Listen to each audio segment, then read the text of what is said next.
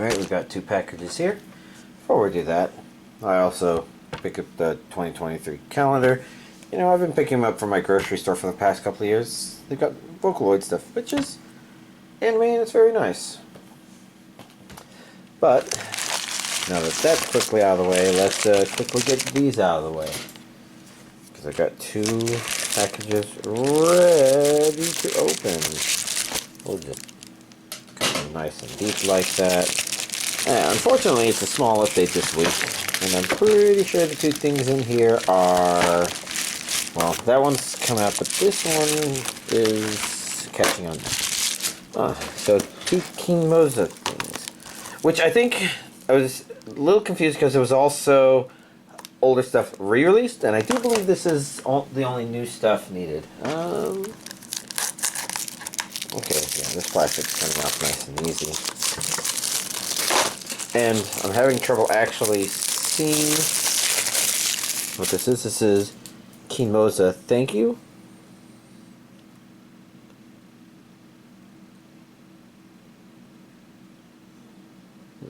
There we go, the movie.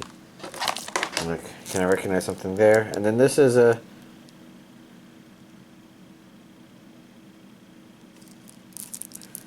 whatever this says there. Pretty Days. Which I do believe is a series of episodes. Let's get these open and take a quick peek at them.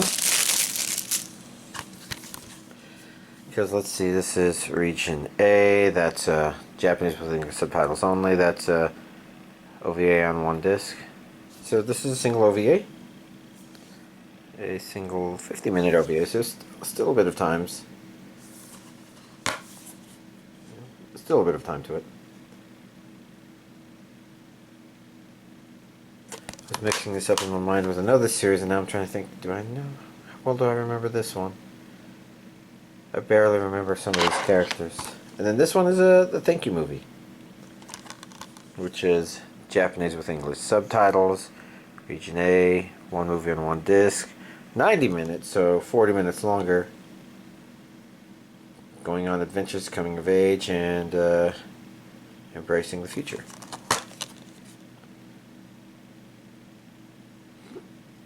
Nice and straightforward. So, this is pretty quick, but here's this week's anime Blu-ray collection update. Alright, let's see. Looking at my list of stuff, a lot of it is, you know, just stuff I'm keeping up with. Spy Family Season 1, Episode 19. So, you know, like the last couple of episodes, this one has 2 episodes. I would say it's probably had its first stinker of an episode, or of a half episode, a little tiny story arc. And this is probably going to be highly subjective, but it's unfortunately one of those jokes that I don't really find funny, and I think they try to play it off really hard, but when they do, it was really obvious, and yeah, I didn't care for it so much. What was the second half? That one was very entertaining. A simple little thing, but it does feel like the show is doing less important stuff now than maybe it was doing in some of the off parts of the first season. So, I guess you could say this is kind of the weaker part, where I'm hesitating to say, oh yes, this is super exciting. It was definitely nice stuff, and the second half of this episode was nice. The first half could have been okay, but it was kind of... I thought the joke that it was doing was way too obvious, and I didn't find it very entertaining for it to draw it out. Oh well. Beast Tamer, Episode 7. I don't know. It's okay. I kind of feel like this show's kind of conveniently moving forward in a way that seems like, okay, yeah, it's a little obvious. Some of the action was neat and okay. It wasn't a horrible episode or anything like that. Just story-wise, it just kind of is, I guess. I'm the villainess, so I'm taming the final boss, Season 1, Episode 8. Story continues to be told, and it's kind of interesting and neat. It's surprising because it kind of sets it up to kind of sit on its laurels really quick, I guess. So there's a lot of anime that I feel like do that. Plenty of them do, and plenty of shoujo do as well, because, you know, if you're going to have a girl and her harem of people that like her, or love her, or want to, you know, have her all to themselves or whatnot, you know, a lot of those shows definitely tend to want to sit down and kind of enjoy being in the moment. Most harem shows do. But this one doesn't seem like it feels like it has to do that. And it does continue to increase in what it's telling from its story's perspective, which is a very interesting and kind of refreshingly different one. I mean, it's been doing its own thing that's not quite like other stuff I've seen. You know, it's really nice when they all have just these little variants where like, oh, that's what's unique about this. Because, you know, if you take a few steps back, absolutely every story is going to be the same basic story structures, or they're going to fail to be them and thus be completely uninteresting.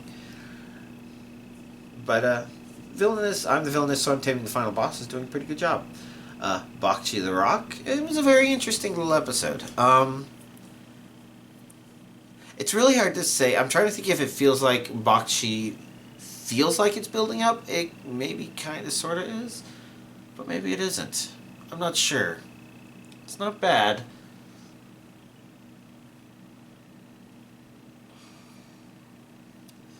But it almost feels like it's at risk of it's not doing stuff. But I think that has more to do with my own expectations. The show's doing really fun things with what it's doing, but I'm just trying to sit there and say, when are people going to react to certain things, I guess. But again, that seems to be more my own expectations. So overall, it seems to be okay. Chainsaw Man, Season 1, Episode 5. Can I remember what happened in this one? Okay. So it definitely ended in a way that's definitely really, really strange. Like, I kind of felt like what this show was going to present in terms of what they were facing had something of a pretty well-defined existence to a certain degree. But now they're having a little fun with a little ambiguity here. A little... I don't know how to explain it without saying it, but it's an interesting setup. I'm kind of curious to see what the payoff for it is, and there's a good chance that it's actually going to be entertaining. This show's done a good job of giving some good, satisfying action, I guess. And I think there was also more to it, yeah, because this was a continuation from that episode. So basically, covering some of the stuff that is highly relevant to our main character's goals as well. He doesn't have complicated goals, but it also feels like it's probably going to satisfy people in some way, because it's sort of like, okay, yeah, he finally gets to touch titties, but he realizes it's not that big of a deal, and that's when the show kind of reminds us, sometimes it's only a big deal because it's someone that we feel we're connecting with when we do that. Otherwise, it's just a thing. Good enough. For your eternity, I do believe I had started watching episode 1 last week. So, episode 2 came out. More build-up from stuff. It's like, right now, not at a very intense story moment. I almost wondered if it had immediately picked up with a big one. But I think it was just kind of setting up elements for whatever big thing it's going to be. Because it's doing a lot more time hopping than I would have thought it was going to do. But it's actually being done in a very nice way. Because I kind of realized at the end of the previous episode that they deliberately set up and immediately subverted a problem that had actually happened a couple of times in the show, which if they kept doing it, it would have been like, oh my god, this tired trope again. But it's not trying to limit itself to things that it knows. It's trying to expand beyond them. And I find it to be highly appreciable. It's kind of, making it a good continuation of the first season so far. Let's see. Oh, yeah, I can dig this out. I watched the first 3 episodes. The first 3 episodes of Irina, this Vampire Cosmonaut. So far, it's pretty nice. It takes place in an alternative Earth where the U.S.-Russia Cold War after World War II is happening, especially space race stuff. And the thing that kind of surprised me the most was I almost thought, they kind of started about talking about the normal thing of, oh yes, Russia was initially leading the space race, and then the U.S. kind of skyrocketed past them or something like that. And that's how the U.S. won the space race, where, the initial victories were to the Russians, but the final victory went to the U.S. Good job, U.S., I guess. But no, this one's actually taking place in this country's, or this world's version of Russia, which is kind of neat and refreshing. It's basing it upon the stuff that's kind of inspired by what happened in our real life. So there's that neat bit of setup, and then of course, obviously, this titular character is a vampire, and it's establishing what exactly that means, why that does and does not mean what we understand to be as vampires. But it's a lot of stuff that's, I think, not entirely outside the realm of things that we've seen in, I'm going to call them vampire light stuff, where it's not strictly tied to the most lore stuff. So like, vampires being scared of holy objects and garlic, and they can't cross rivers and things like that. And so it's, aware that it's doing stuff like that. That it's playing against those tropes. And I'm not exactly sure if there's an entirety to what it all means, but it feels like there's meaning to them having chosen this and with the character dynamics they've set up. And I know on here, she looks like a happy person that you want to head pat and say everything is good, but in the show, she's actually kind of, there's something else going on. And it feels, I think this picture and watching the show are kind of good, because it kind of feels like I want to watch this show to see her transform from that person to that person, because it feels like it's there, and it feels like the show's maybe doing that, and that's kind of relieving. And then there's the stuff that's related to training, and then putting interesting twists on it related to the fact that she's a vampire, and they're not going too far out of their way, but it's staying really comfortable in this combination of, it's a story about these two people, and it's a story about the space race from a different perspective, and it's a story which involves vampires in it. Like, it could be not distributing stuff between all three of those the way everybody would like, but it has all three of those that it's playing with, and they do feel like they're synergized pretty well together for what it's doing. It feels cohesive. So it's been pretty nice 3 episodes in so far. I would say that when it comes to the 3-episode challenge, it feels like it passes it. You probably want to watch at least 2 episodes, so it's not one where I think from the very first episode you know for certain, because the first episode does some good setup stuff, but unlike some of the other setup stuff I've complained about, I feel like you almost feel like you have a good idea and you just need one more episode to see if they're actually following through with some of those ideas. And then when you see that they do, whichever ones you were expecting and maybe ones you weren't expecting, then I think you probably can come up with a guess of if you're going to like it or not, because it's pretty confident in presenting both of our characters in interesting lights, the rest of the characters in ways that are not so great, but they're a lot more dynamic and possibly understandable than maybe something like Beast Tamer, which has these very clear contrasts. So this person's just bad person, or something like that. So yeah, pretty good. Then Reincarnated as a Sword, Season 1, Episode 6. So the reason that's at the bottom of my list, even though it's probably one of the older things I watched, is mostly just because I have my Crunchyroll stuff first, and then my High Dive stuff second, and then anything else I talk about will come after that. But yeah, Reincarnated as a Sword, Season 1, Episode 6. Good follow-up to where the previous episode ended, I would say. Maybe a little bit of problem of it feeling like it leans heavier on sword carrying Fran versus Fran carrying sword, but at the same time it's not that bad, simply because sword wants to be wielded by Fran, and it considers the relationship with her to be pretty great, and she still continues to be an interesting character that's entertaining in the way that she approaches things. That said, I'm trying to remember how the episode ended, what it suggested was maybe going to happen next. Yes, a new character showed up, and I'm kind of curious what they're going to do with it. It's kind of curious because when they have characters that have been confrontational with Fran, the interactions have been surprisingly nice. So I'm kind of curious if this will continue to be that. But I guess I won't tell for a couple of days. So, beyond that, what else is there? Well, there was a Splatfest this past weekend. I chose Team Water. If y'all participated, y'all know Team Water won. Why did I choose Team Water? I didn't choose it because I would have chosen the Water Starter. I chose Team Water because other friends I was going to potentially play with were choosing Team Water, and I don't have that strong of an opinion right now. I mean, if anything, I kind of like the design of the Weed Cat a little bit better. And I've seen a potential leak of the evolution, and I didn't think it seemed necessarily too bad, but I've never thought too much about it, and that maybe helps a lot.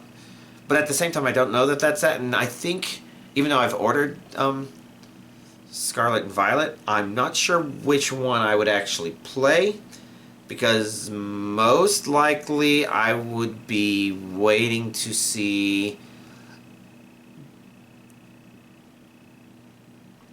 I think I want to know the stats of the fully evolved starter Pokemon. The stats, the move pools. Just to kind of decide who do I want to main. If I even play it. I'm plenty exhausted. I haven't even gotten any time with Monster Hunter Rise. And of course Dead by Daylight has to be very importantly taken care of right now. Because next week is when the new Killer chapter is supposed to come out. And if it comes out, then, you know, all this preparation I've been doing this time will pay off. Here I am a year later, and I've actually gotten a lot closer to my final goal than I would have thought. Thanks in part to being present in the game when the the new Prestige rollout system happened, and so I was able to take advantage of that, and it's optimal way for the kind of position that somebody like me would be in. That sounds like a tautology, but I'm thinking it's not actually a tautology, it's just that I'm leaving out specific information of what I exactly mean because I kind of don't want to think too hard about what the right words are. But yeah, Dead by Daylight continues to be high priority because of that. And then the Devouring, the VR chat map. So finally got together with the Twitch friend and one other person from the Halloween stream where we did it initially, and we were able to use my instructions to catch up really fast to where we were, and then poke around the rest of the game. Although that said, since I was familiar with some of the rest of the game, I could not foist the trying to solve it onto them completely. They were able to do bits and pieces of it, but I guess Moth found out that she's got a deathly fear of mannequins. Possibly created by the map, but it does have a section which goes pretty intense with the mannequins. And then there's another section that's mannequins and darkness combined, and that was a little bit of a disaster because I kind of suspected she might not be able to handle it. That's why I had in my mind how we might potentially handle it, cheat her way through it, and it turned out that that only made it where she was stuck in there longer for periods of time where she was absolutely all alone. So, oh yeah, she couldn't handle that, but after getting her through all that stuff and, you know, wrapping everything else up and then a chance to read all the lore, I finally got to see the ending to it, and it's a neat little ending. I'm not sure if it's what I would have expected, but it wasn't bad.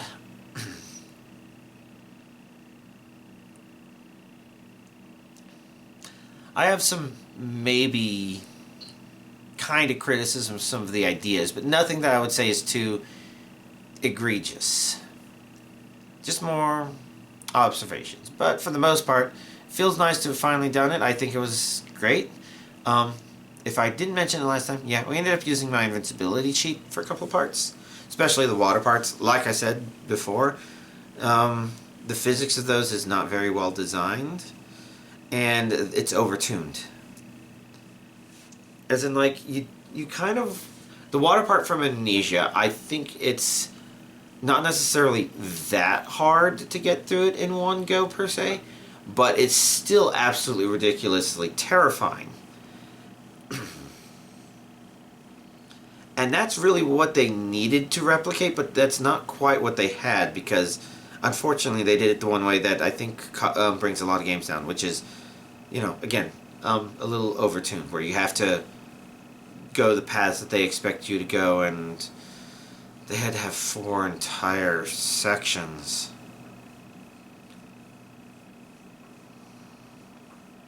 It's exhausting. Without the invincibility glitch, I would probably not want to go back in there at all. But all that said, all that said, yeah. Glad it was there. Glad it's done. Anything else to talk about? Nothing else immediately coming to mind. So, this wraps it up. Y'all, have a nice week.